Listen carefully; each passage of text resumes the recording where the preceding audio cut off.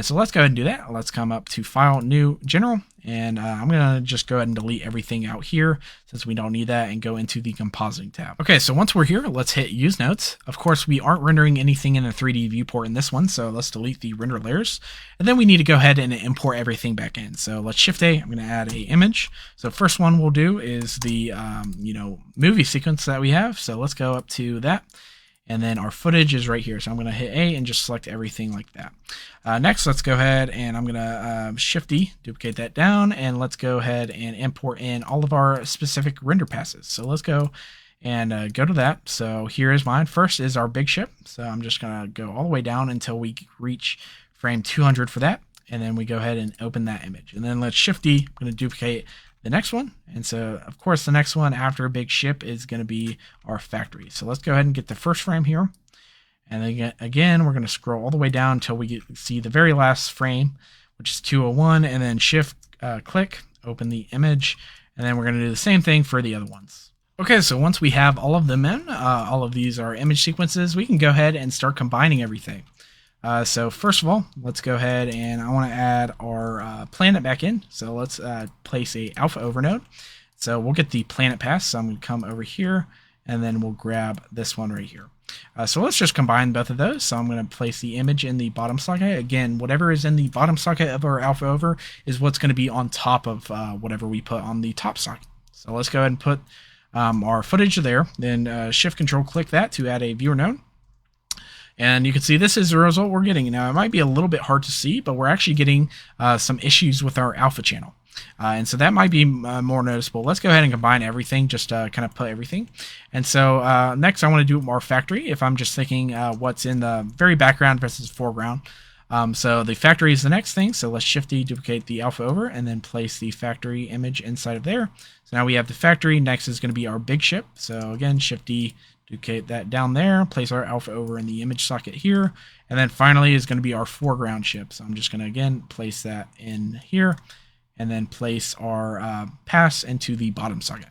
So now we pretty much have the final kind of render result here, and here is what I'm talking about. If I zoom in here, you'll see on some of these, or sorry, all of them, we're having a little bit of these white speckle parts outside of here, and that is to do with a concept called pre-multiplication. Again, basically, the alpha channel is going to be multiplied on top of the image to give out a clean kind of alpha channel.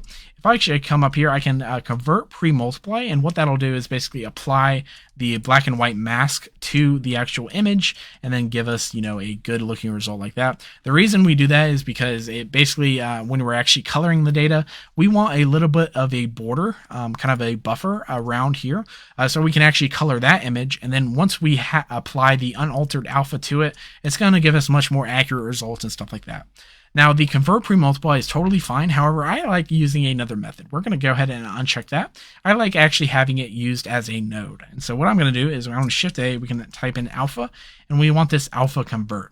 And so now that basically it's automatically set to pre-multiplied. So that basically does the exact same thing, but now it's set to be a node. And so we can play around with that node a little bit more. It gives us more freedom there. We're not going to be going too much into that for this specific shot, but just a good rule of thumb is to go ahead and do that. Now, for anything we import in as a image sequence into this project, we need to go ahead and convert to pre-multiplied. So we're going to Shift D and just duplicate that to all of our things here. So now all of our things are actually pre-multiplied and looking good there. So let's go ahead and start compositing some stuff. So first, let's just purely focus on our planet in the background. So first things first, let's go ahead and color correct our planet to match more of the background. So I'm going to Shift A, we're going to add a color balance node. So right there we have a color balance now. So let's go ahead and play around a little bit with this. So I'm going to maybe increase some of the lift and maybe decrease some of the gain just a tad, something matching that a little bit more. We can play around with that a little bit, in the future. So now that we have this, let's go ahead and blend this in a little bit more. So what I'm going to do is I'm going to Shift A, I'm going to add a luminance key. And so what a luminance key does is basically it's going to take the luminance values of a specific image and give us a mask based on them. So let's place the image into the luminance key. And now if we view the matte section, you can see we have basically turned it to black and white. Again, black and white in mask is white is basically 1, and then black is basically 0. And so, of course, I will notice that we're having some gray values here, and that is because we are actually working in the wrong color space. So if you remember, as I was talking before, we worked in AGX with our CGI, and by default, AGX is the default view transform in Blender. So this is where we have to come back to color management, and instead of AGX, this is where we can set it to standard. And now you can see we have much more data, and the whites are actually white, and the blacks are actually black. And so that is looking much better. So now let's plug this matte into the factor of our alpha over, and let's view what this is doing. So now if we play around with the high and low, it'll actually bring some of the clouds kind of into view. And so now you can see we're basically having some clouds overtaking our, kind of planet and stuff up here. So you can play around with those values. Those actually look pretty good to me. Let's come back down to the color balance and let's play around a little bit more with that. Just because the sky, the atmosphere would actually absorb a lot of this light and stuff like that. And so something like that looks pretty good. I might decrease it just a tad here and something like that. So you can play around and get a result that you like, but this is what I'm going to leave it as. So all we're doing right now, of course, is just, coloring our planet path to match the sky, and then we're adding a luminance key just to add some of those clouds back on top. And so that's all I'm going to do for the planet. So we have all of that up here. Next thing we can do is let's go down the chain, and now we can deal with our factory. So let's go, I'm just going to duplicate this color balance node, so Shift-D. If you actually select a node and you hit backspace, you can actually reset the node to its default values. So over here, I want to go ahead and match this as much as possible. Let's increase the lift a little bit, maybe increase the gain, something like that. And then we'll just play around with some of these values. Now, I do want to introduce some of the, yellow hue into our little object back here. So what I'm going to do is I'm just going to go ahead and add a little bit of yellow tint to the lift. And I think gamma is the one that it's going to matter the most. So we'll just add a little bit of yellow into that like there. So now that is matching much more closely and, getting a result that we like. So that is what I'm going to keep it as. The next thing that we need to notice is that since we're further in the background, we actually have to match the blurriness to the actual footage. And so we can go ahead and do that super easily. I'm going to do this after our pre-multiply node. I'm going to go ahead and add a blur. So we can blur our pre-multiplied footage. I'm going to go ahead and blur it, we'll say by like 2 pixels maybe. So now you can see if I can M to mute that and unmute that, it's just blurring it ever so slightly to kind of match with the focus levels back here. So that looks much more accurate. So now that is that done, let's go ahead and deal with our big ship. It's pretty much the same story as our factory. We can go ahead and Shift-D to get this over before our pre-multiply node. Again, it's very important to do all of your color data and everything before the pre-multiply node, and then after the pre-multiply node is where you can do some other nodes and stuff like that. So let's go ahead and I'm going to backspace this to reset everything. Let's increase the lift, and then we'll play around with some of the gamma and stuff like that. Again, this is kind of in the background, and so with the haze and the atmosphere and stuff, just because it's further away, it would be a little bit more tinted like that. I do want to make this a little bit more yellow as well, so we'll do something like that. Of course, I don't want to crush the blacks and the shadows too much, so let's actually decrease the lift, something like that. And so something like that is looking pretty good and matches, pretty well. Of course, you can play around with for your own scenes, but if you want to try to copy that as much as possible, that is what I'm going to leave it there. So now that is the ship. Of course, we do have to blur it the same that we did the factory. And so I believe we can get away with just a 2 blur right there. That looks pretty good and matches it to the scene. Again, because that factory and the ship are actually, on top of each other with how far away they are from the camera, they would probably be blurred the exact same from the camera's point of view. So now that we have the ship done, the last thing that we have to do is kind of this ship right here. And so this is where we can, color match it a little bit more. So let's do the same thing, add a color balance down here. Go ahead and backspace that. And let's just lift the, do the lift just a tad, just so the blacks kind of match more closely to the blacks down here. And then I'm ever going to slightly tint it towards yellow here. And then we'll maybe do a little bit of blue down here. Because what I noticed is that we have some of this, river right here. It's blue, so it's going to be reflecting some of the blue there. So that looks good and matches pretty well. What I am going to do is let's go ahead and blur this as well. Just as it gets further away, it's also going to be blurred. like that. So that matches a little bit more closely. So that is looking good. Of course, if I kind of come out here, we need to do some final touches for this to composite a little bit more. So first thing we notice down here is that we have a kind of reflective river right here. So we need to go ahead and add the reflection of the ship into it. So let's go ahead and do that. So what I'm going to do is let's add a new alpha over. So Shift D, duplicate that there. Then what I want to do is I basically want to place that ship on that alpha over. So what I can do is I'll use this alpha convert and plug that there. So now we basically have, two kind of things like that.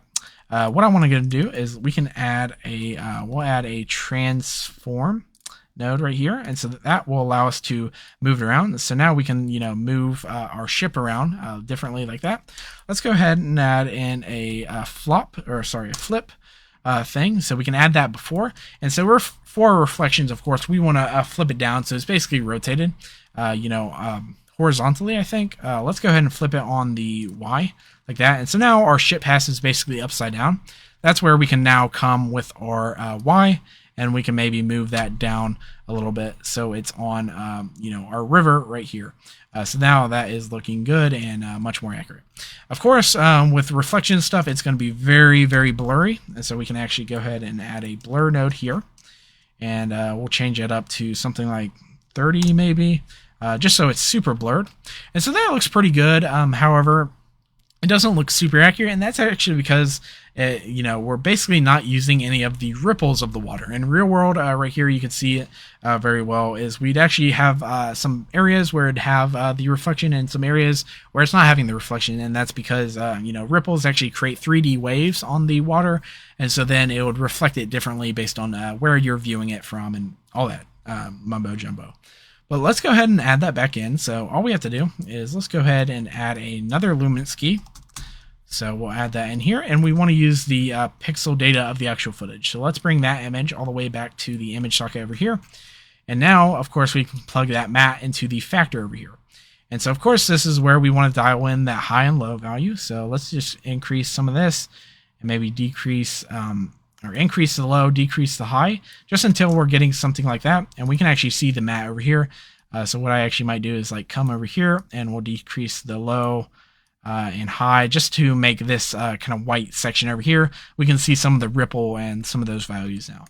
And so now we're basically getting this result where we're seeing more of the actual reflection in other parts. However, we're still seeing some of the, ripples of the water and stuff like that. I'm actually going to go ahead and blur this ever so slightly. So we can just add a blur here. I'll do fast Gaussian and we'll just blur it like a 1 pixel just to kind of feather the edges a little bit. And then, of course, here reflections aren't perfectly like opaque unless you're looking at a mirror. And so, of course, since water really isn't a full mirror type effect, we can go ahead and I want to set the alpha. We'll just decrease the opacity something like 0.6 maybe. It may be 0.7. We'll do 0.7 for now. And then this is where we can go back in, and now we can like really try to dial in the luminance key to match it to the environment and get a cool result like that. So you can play around with the luminance key and stuff like that, but that's the result I'm going to get. So now, as you can see, especially in this section, this looks super realistic of, the reflections actually being reflected here, but now we can't really see some of the reflections here. So if I actually go and disable that luminance key, you can see what that is doing. And it's basically taking us from this result to this result right here, where we're using more of the pixel data of the water to actually influence our reflection. And so hopefully that makes a little bit more sense of why we need this mask to basically influence our alpha over and stuff like that. So the final thing that I want to do, and kind of a cherry on top, is there is that bird that is going to go over our actual CGI. So we need to add that bird back on top of everything. So you can see it's actually going on top of the planet, but like if we come over here, the bird is actually not being seen on top of our ship and everything over there. So let's go ahead and add that bird back in. I'm going to Shift D, duplicate the alpha over, and then of course we need to get a mask for our bird. And so in order to do that, let's use our tried and true luminance key. I know we're using that a lot. So let's plug the image into the image over here and just view the map. Since the bird is so black in our image, we can actually go ahead and use the high and low value to actually go ahead and key out that bird. So I'm going to do that. Of course, we want to flip the mask so that the bird is white. So let's go ahead and invert that. So invert that color. So now we have this white bird mask up here. So now we can go ahead and I want to basically, now that we have the mask, we need to go ahead and apply that mask to our footage. So what I'm going to do is let's do a set alpha. I'm going to place that. I want this mask, again, this is our mask. I want that to be our alpha. And then of course our image, I want to be our default image again. So now we basically just have a cutout of our bird up here. Of course, we do have all of this kind of stuff out here. So we basically need to set up a way to, combine this mask so that it's only affecting our bird. So let's go ahead and do that. Let's go to plus. I'm going to go to VFX and masking. And then we can open up our image sequence that we had before. So again, our image sequence, I'm going to hit A to select all of that. And then what I want to do is super simple. All I want to do is let's create a new mask. I'm just going to name this bird up here. And then I basically just want to control click up here and just make a little box up here. So we're only selecting the kind of section up here. This is where I want the mask to actually be. And so now if we come back out to the compositing tab, what we can do is Shift A, I'm going to add a mask node. And then with the bird selected, so let's select our mask bird. I want to combine these two. So let's go ahead and mix the color. I want to mix this color with our mask. So let's mix both of those. And you can see it's not really doing anything. That's because it's by default set to mix. Let's go ahead and set it to multiply. So now if we set it to multiply, basically multiply is going to take this value, and since again white is 1 and then black is 0, it's going to multiply those values by the multiply over here. And so right here for our bird is white, so that equals 1, and then our mask up here is also white, which equals 1, and so 1 times 1 is 1. And so up here, since the sky is black, it's 0. Whereas this is all white up here, which is 1. 1 times 0 is 0, and so it's finally outputting that. And so we're only getting our bird mask up here.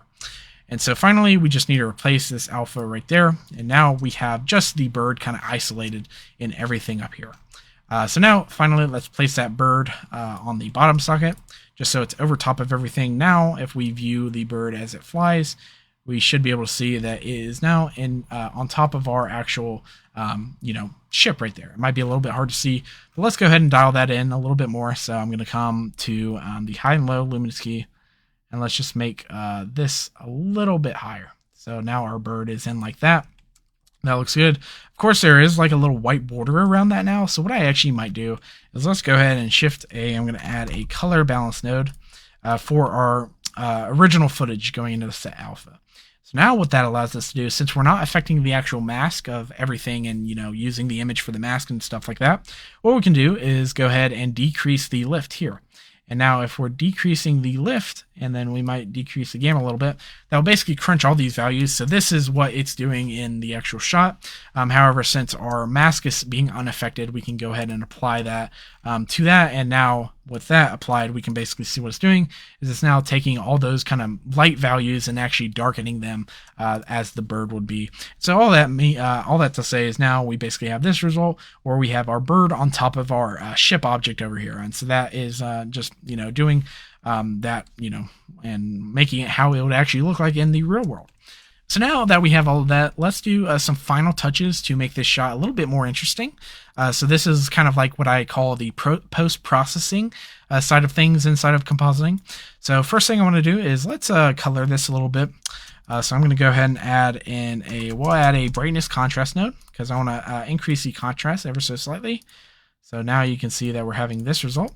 So if we mute that, we can see that it's just darkening some of the blacks down here. I might increase it a little bit further. Something like that, just ever so slightly, adding some contrast there. Let's go ahead and I'm going to introduce some hue and saturation. We can go ahead and do that. And let's increase the saturation like that, just so it's a little bit more interesting. You can see that is what that is doing. So now that we have that, let's, one of my new favorite nodes I've been using a lot in my visual effects is if we do a lens distortion node. And so lens distortion adds a lot of things inside of it. And so it basically is a way we can add grain inside of it. We can add lens distortion, and so bulging, and we can also add chromatic aberration. And so all of those things are things that real world lenses have. And so we want to make sure that we copy that into our CGI and our visual effects. And so the first thing I want to do Let's go ahead and this dispersion down here is basically our chromatic aberration, and so it gives us a pretty cool effect like that. I want to go ahead and make that way less, so let's go ahead and do like a 0.1. Let's see if that works. That's still way too much. You can see my ship is being super affected up here. Let's do a 0.01 and see how that does. Now you can see if I turn that on and off, it's a super subtle effect, which is how chromatic aberration would be in real life, but just something that I like. Also down here we have this distortion, and of course that's the lens distortion. Every lens has distortion, and so this is where you can set that. Of course, if we go to a positive value, it gives us kind of a TV type of effect. So I want to do a negative value. I believe negative 0.01 is what I'm going to do. So now you can see it's basically just bulging out the kind of edges to add some lens distortion back into it. So now, finally, we can add this jitter effect. So jitter is basically just noise inside of Blender. And so the nice thing about it is it's actually moving noise. And so it's going to give us some cool results like that.